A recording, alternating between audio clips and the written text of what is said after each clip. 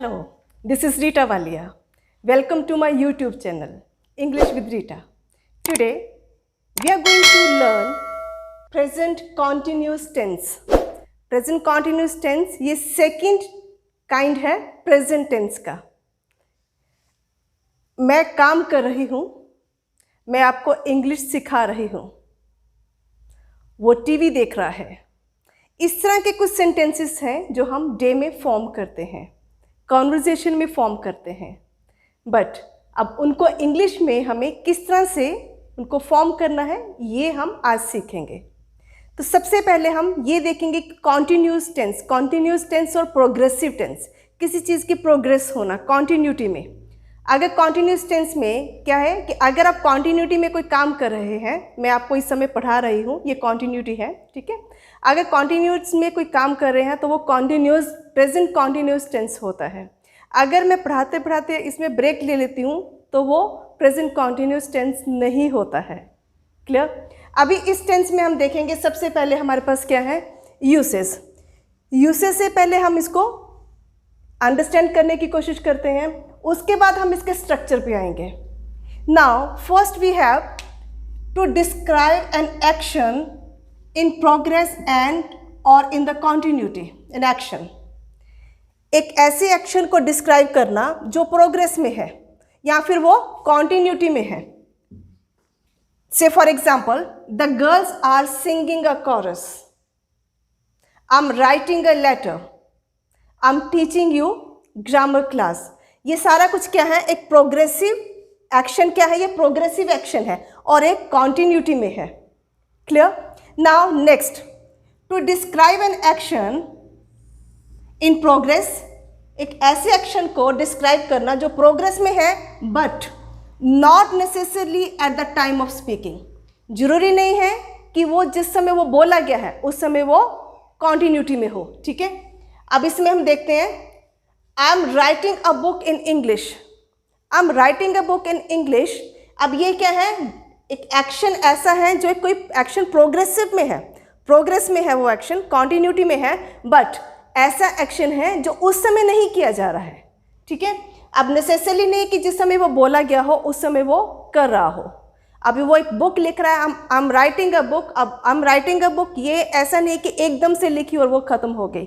ठीक है. तो ये एक्शन क्या है, ये एक्शन जो है वो प्रोग्रेस में एक्शन है. Fine. Now next we have, this is number 3, an action that has become a habit. एक ऐसा एक्शन जो हैबिट बन चुका हो. For doing it over and over, बार बार अगर कोई काम करने से कोई एक हैबिट फॉर्म हो जाती है. ठीक है. उस एक्शन की बात करेंगे. जैसे क्या है यहाँ पे, Manu is always asking question. जो मनु है वो क्या करती है, वो हमेशा क्वेश्चन ही पूछती है. अब ये क्या है, हियर इज अ हैबिट, ये मनु की हैबिट है. अब उसकी हैबिट कैसे ये फॉर्म हुई है, डेवलप हुई है, आस्किंग दैट क्वेश्चन या asking any other question again and again, over and over. बार बार एक क्वेश्चन को पूछने से अब क्या हो गया, उसको हैबिट हो चुकी है क्वेश्चन को पूछने की. ये तो था हमारा कि किस तरह से हम इनके यूजेस को लेते हैं कॉन्टिन्यूस में. अब ये देखेंगे कि कॉन्टिन्यूस टेंस में इस ग्रुप, इस बॉक्स में कुछ ऐसे वर्ड्स हमने लिखे हैं. ये जो वर्ड्स हैं ये हमारे कॉन्टिन्यूस टेंस को शो करते हैं, डिनोट करते हैं. अगर आप कोई बात कर रहे हो, at this time, okay, I am watching movie at this time, इस समय मैं मूवी देख रहा हूं, तो वो क्या हो गया हमारा continuous tense. At present, I am going to the market at present, ये भी किस में आ गया, कॉन्टिन्यूस टेंस में. तो दैट मीन्स कि ये जो वर्ड्स हैं, at the moment, now, nowadays, still, ये सारे हमें क्या शो करते हैं कि ये सभी हमें एक कॉन्टिन्यूस टेंस के बारे में बताते हैं कि कोई भी काम जो है, एक्शन जो है वो प्रोग्रेस में है और वो कॉन्टिन्यूटी में है. क्लियर. यहाँ तक तो हमने ये देख लिया कि हम यूसेज को कैसे देखते हैं, कि क्या कैसे हमें पता चलेगा कि कॉन्टिन्यूस टेंस कैसे आता है और कौन से ऐसे वर्ड्स हैं जो हमें ये डिनोट करते हैं कि ये कॉन्टिन्यूस टेंस में है. क्लियर. अभी हम इसका देखेंगे ओवरऑल स्ट्रक्चर कैसा होता है. अब इसको हम किस तरह से सेंटेंसेस फॉर्म करते हैं. अभी हमारे पास क्या है कि हमारे पास ये स्ट्रक्चर दिया हुआ है. स्ट्रक्चर क्या है, इज एम आर, ठीक है, V1 और प्लस ING. अभी हमें ये याद रखना है कि प्रेजेंट तो होता है V1, जब भी हमारे पास प्रेजेंट आएगा तो उसको हम लेके चलेंगे V1 पे, और जब भी हमारे पास कॉन्टिन्यूस आएगा तो इसका मतलब कि उसके साथ हमने एक V1 को ऐड करना है और ING लगानी है। बट ये वाला जो V1 है ये as a helping verb use होगा, इसको हम एज अ हेल्पिंग वर्ब लेंगे। और ये जो V1 हम यहाँ पे यूज़ कर रहे हैं ये किस में आएगा, एक मेन वर्ब में, ये हमारा एक मेन वर्ब होगी। तो आप इसमें कंफ्यूज नहीं होंगे कि यहाँ पे V1 और यहाँ पे भी V1 है। सो नेक्स्ट वी हैव क्या, that we have used here is am are V1 plus ING। तो हम एक स्ट्रक्चर को अगर देखें तो हमारे पास क्या आएगा, सबसे पहले सब्जेक्ट, ठीक है, और यहाँ पे हम लेंगे ऑब्जेक्ट को। तो यहाँ पे आपको ये भी होना चाहिए पता कि अगर इज जो है उसको हम किसके साथ स्टार्ट करते हैं, इज, ही, शी, इट, और कोई भी हमारे पास सिंगुलर फॉर्म है वहाँ पे हम इज को यूज़ करेंगे। नेक्स्ट हमारे पास है एम, और एम को जो है हम यूज़ करते हैं सिर्फ आई के साथ, बाकी और किसी में भी एम यूज़ नहीं होगा। अब हमारे पास है आर, आर को हम कहाँ पे ही लगाएंगे, जैसे यू है, वी, दे, क्लियर, या फिर हमारे पास कुछ भी प्लूरल है। अब प्लूरल क्या होता है, बहुवचन, ठीक है, सिंगुलर क्या होता है, एक वचन। जैसे यहाँ पे हमने बात की है एक गर्ल की, ठीक है, और यहाँ पे हम बात कर रहे हैं गर्ल्स की, तो हम इसको इस तरह से लेके चलेंगे। क्लियर हो गया। अभी हम यहाँ पे अगर आते हैं तो हमारे पास क्या है, सब्जेक्ट है, इसेमआर है और V1 ING। मैं टीवी देख रहा हूँ, मैं काम कर रहा हूँ, ठीक है, या फिर मैं खाना बना रही हूँ। इस तरह के सेंटेंसेस जो कॉन्टिन्यूटी में होते हैं, जो प्रोग्रेसिव में होते हैं, हम ओनली उन सेंटेंसेस में हम इनको यूज़ करते हैं। क्लियर। अभी जैसे यहाँ पे हम देते हैं कि मैं खाना बना रही हूँ, देन मैं खाना बना रही हूँ, देन आई एम। क्लियर, आई आ गया, आई के साथ हमने क्या यूज़ कर दिया यहाँ पे, एम। आई एम क्या, कुकिंग, मैं कुक कर रही हूँ, क्या, आई एम कुकिंग फूड। ठीक है, तो हम इसको इस तरह से इन सेंटेंसेस को बनाते हैं। तो अभी हम इसकी पूरी स्टडी देखेंगे कि हमारे पास जो अफर्मेटिव सेंटेंसेस आते हैं, अफर्मेटिव सेंटेंसेस, ठीक है, नंबर 1 पे हम लेते हैं। नंबर 2 में हम लेते हैं नेगेटिव सेंटेंसेस को। नंबर 3 में हम लेते हैं इंटेरोगेटिव सेंटेंसेस को। इंटेरोगेटिव सेंटेंसेस को। अब अफर्मेटिव सेंटेंसेस कौन से होते हैं, जो पॉजिटिव सेंटेंसेस होते हैं। ठीक है, मैं काम कर रहा हूँ, मैं जा रहा हूँ, मैं टीवी देख रहा हूँ, मैं पढ़ रहा हूँ, ठीक है, वो मेरे से झगड़ा कर रही है। ऐसे सेंटेंसेस को हम कहते हैं अफर्मेटिव सेंटेंसेस में पॉजिटिव सेंटेंसेस। नेगेटिव सेंटेंसेस कौन से होते हैं, जहाँ पे हम नॉट यूज़ करते हैं, ना होता है, ठीक है, यहाँ पे नावाचक जो है वो क्रिया काम करती है। इंटेरोगेटिव कौन से होते हैं, जहाँ पे हम एक क्वेश्चन मार्क, कुछ क्वेश्चन हम उनसे पूछते हैं। क्लियर हो गया यहाँ तक। That formation here, first we have affirmation sentences. Affirmation sentences आपको पता होगा, ये वो सेंटेंसेस होते हैं जो पॉजिटिव होते हैं, ठीक है। तो अफर्मेटिव सेंटेंसेस भी हो सकते हैं, या फिर इनको हम पॉजिटिव सेंटेंसेस भी कह सकते हैं।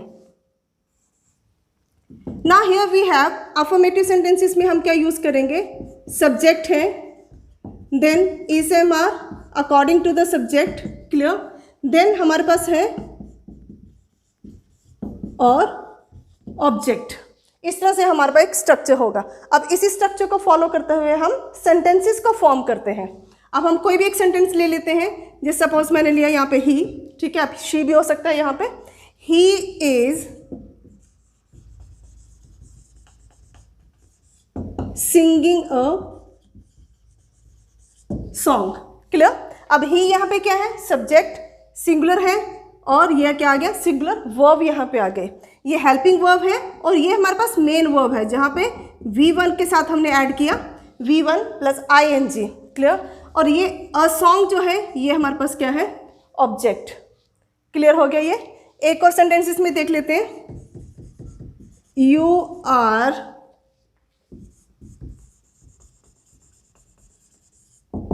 Painting a picture. क्लियर। एक और सेंटेंस हम आई के साथ देख लेते हैं। I am writing a letter। ठीक है, अभी हमने क्या किया, 1 2 3, हमने 3 सेंटेंसेस को फॉर्म किया जो किस में आते हैं, वो हमारे पास अफर्मेटिव। ठीक है, ये हमारे पास अफर्मेशंस हैं, अफर्मेटिव सेंटेंसेस हैं, इनको हम अफर्मेटिव सेंटेंसेस भी लिख सकते हैं।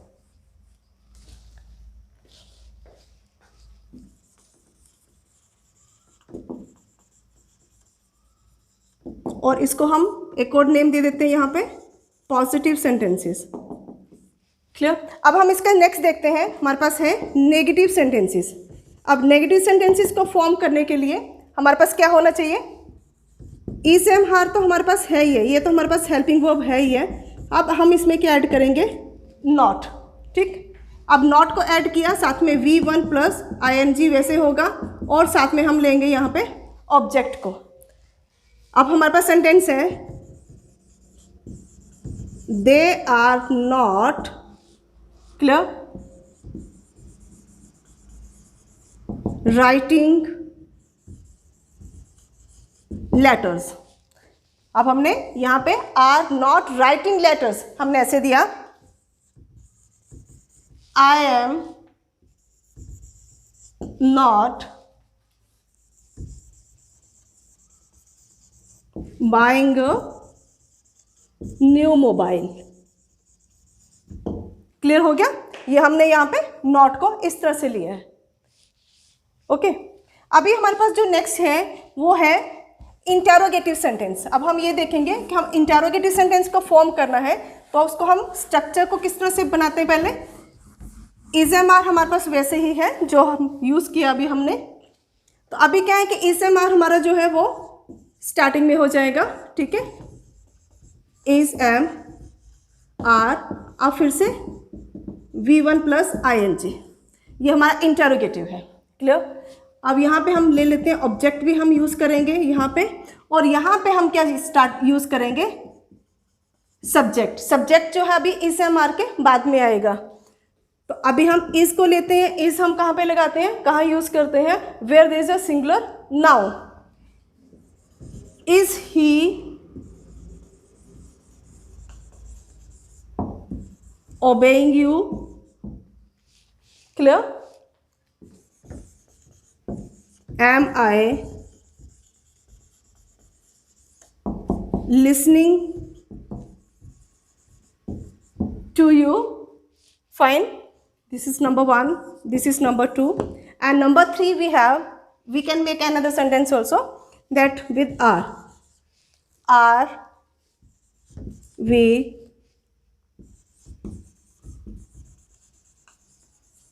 watching a new movie?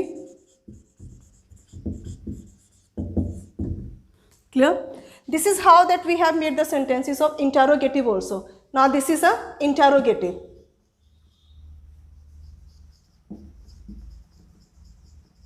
ये हमारा इंटेरोगेटिव का था। आई होप कि आपको यहाँ तक समझ आ गया कि हमने प्रेजेंट कॉन्टिन्यूस टेंस को हमने किस तरह से फॉर्म किया है। ठीक, अभी हमने क्या देखा कि इसमें हमारे पास क्या था, इज एम आर हमें लिया। क्लियर। यहाँ पे हमने क्या यूज़ किया है, V1 प्लस ING। ठीक है, यहाँ पे हमने देखा इज को हम सिंगुलर के साथ यूज़ कर रहे हैं। एम के लिए सिर्फ हमारे पास एक ही वर्ड है, ठीक है, वो है आई। आर को हम ले रहे हैं यू, वी, दे और प्लूरल। हमारे पास कोई भी प्लूरल सब्जेक्ट हो सकते हैं। ठीक है, जैसे हमारे पास स्टूडेंट्स है, चिल्ड्रन है, पीपल है, ये सारे प्लूरल में आते हैं, तो वहाँ पे हम इनको यूज़ कर सकते हैं। अभी हमने पहले अफर्मेटिव सेंटेंसेस का लिया कि जो पॉजिटिव सेंटेंसेस होते हैं उसको हम किस तरह से उसको फॉर्म करते हैं। ठीक है, सेकेंड हमने देखा कि हमने नेगेटिव सेंटेंसेस को कैसे फॉर्म किया। अभी हमने कौन सा फॉर्म किया, इंटेरोगेटिव सेंटेंसेस को। क्लियर। और उसके साथ हमने और क्या देखा कि यूसेस, कहाँ कहाँ इसको हम कैसे यूज़ करते हैं। I hope you have understood this one session. Thank you so much.